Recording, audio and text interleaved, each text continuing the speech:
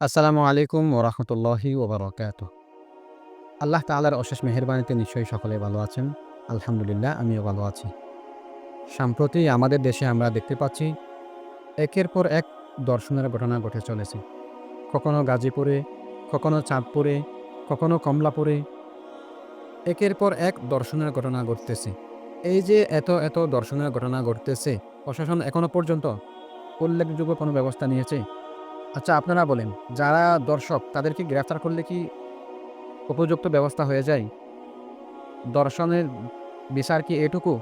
আমাদের দেশে যারা ধর্ষিত হয় তাদের কি কোনো মূল্য নেই? এখন তো আমরা দেখতেছি যারা দর্শক তাদেরকে গ্রেফতার করে নিরাপত্তা দেওয়া হচ্ছে। এই যে গাজীপুরের ১৩ বছরের কম বয়সী মেয়েকে ধর্ষণ করা হয়েছে। সেই ঘটনার এখনো পর্যন্ত উল্লেখযোগ্য কোনো ব্যবস্থা নেয়নি প্রশাসন। তাকে গ্রেফতার করে নিরাপত্তা দিয়ে রাখছে। কমলাপুরে ধর্ষণের ঘটনা ঘটেছে। এই ঘটনার এখনো পর্যন্ত উপযুক্ত কোনো ব্যবস্থা নেয়নি। চাঁদপুরে ধর্ষণের ঘটনা ঘটেছে। এখনো পর্যন্ত উল্লেখযোগ্য কোনো ব্যবস্থা নেয়নি প্রশাসন। যারা দর্শক তাদেরকে প্রকাশ্যে মৃত্যুদণ্ড দিতে হবে। দর্শক সে যেই হোক না কেন, দর্শক সে যেই ধর্মের হোক না কেন, যে দর্শক তার শাস্তি হবে প্রকাশ্যে মৃত্যুদণ্ড। আপনারা যদি তাদের বিচার করতে ব্যর্থ হন, তাদেরকে উপযুক্ত শাস্তি দিতে ব্যর্থ হন, তাদেরকে মৃত্যুদণ্ড দিতে ব্যর্থ হন, তাহলে আমরা জনসাধারণরা আইন হাতে তুলে নিতে বাধ্য হব। এখনো সময় আছে, আমরা ধৈর্য ধারণ করে রয়েছি। আপনারা অতি দ্রুতই দর্শকদের বিচার কার্যকর করুন।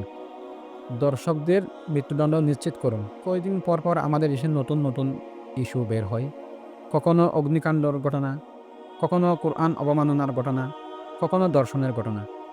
এই ঘটনার পিছনে কাদের হাত রয়েছে সেটি আমরা স্পষ্টভাবে জানি। আমাদের পার্শ্ববর্তী দেশ, আমাদের দাদাবাবুরা সন্ত্রাসী সংগঠন ইসকনের মাধ্যমে এই কাজগুলো করে থাকেন। বর্তমান সরকারের প্রতি আমাদের স্পষ্ট বার্তা, বাংলাদেশে ইসকন সংগঠনের যাবতীয় কার্যক্রম নিষিদ্ধ করা হোক। এটি একটি সন্ত্রাসী সংগঠন। বাংলাদেশে যেরকম হিজবুত তাওহীদ সহ আরও নানান সংগঠনের কার্যক্রম নিষিদ্ধ করা হয়েছে, ঠিক একইভাবে ইসকন সংগঠনটিকেও নিষিদ্ধ করা হোক।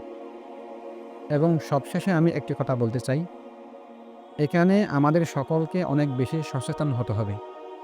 তারা কত সুন্দরভাবে এই সম্পর্কটি শুরু করে যে, আমি ধর্ম পরিবর্তন করতে চাই, আমি ইসলামে ফিরতে চাই।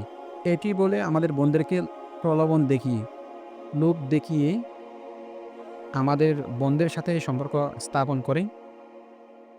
এজন্য আমি আমাদের মুসলিম বোনদেরকে বলবো, আপনারা তো দেখতেছেন প্রতিনিয়তই আপনাদের মতন হাজারো নারী ধর্ষিতা হচ্ছে। তারপরও কেন আপনারা হিন্দু ছেলেদের সাথে সম্পর্ক করতে যান? আপনাদের কি একটুও বিবেক নাই?